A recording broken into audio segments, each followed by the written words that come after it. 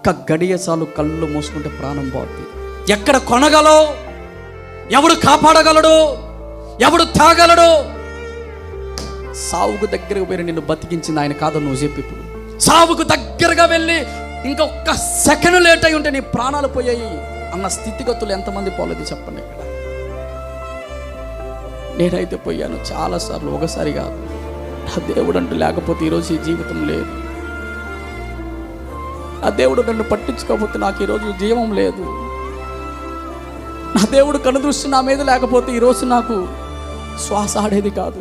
ఆ దేవుని కృప లేకపోతే ఈరోజు నాకు 4 ఏళ్ళు కడుపులోకి పోయేటివి కాదు. ఒకసారి చూడండి, హాస్పిటల్కి పోయి ఎందరో అంగలారుస్తున్నారో.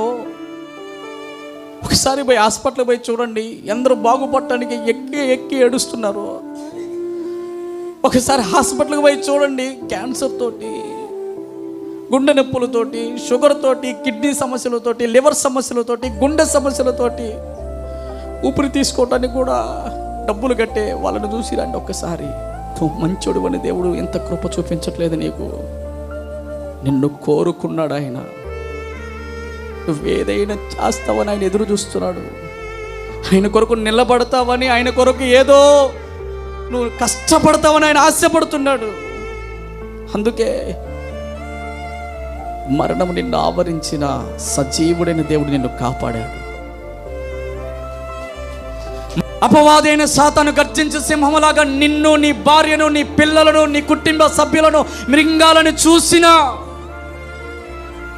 ఆయన కృపే కాపాడేది. యోగ్యత లేదు మనకి.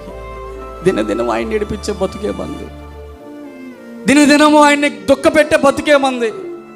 సినిమాలు చూడొద్దన్నా చూసేస్తాం, బూతులు తిట్టొద్దన్నా తిట్టేస్తాం, అబద్ధాలు ఆడొద్దన్నా ఆడేస్తాం, గర్వం ఉంచుకోవద్దన్నా ఉంచుకుంటాం, దేవుడికి దూరం అవ్వద్దన్నా అయిపోతాం, దేవుడికి మందిరానికి రండి అన్నా రాకుండా అయిపోతాం.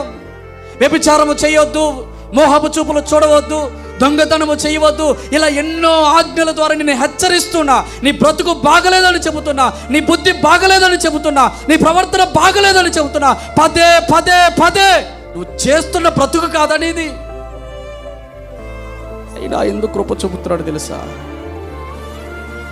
నువ్వు ఇప్పటికైనా ఆయన తెలుసుకోవాలని ఒక చిన్న ఆశ.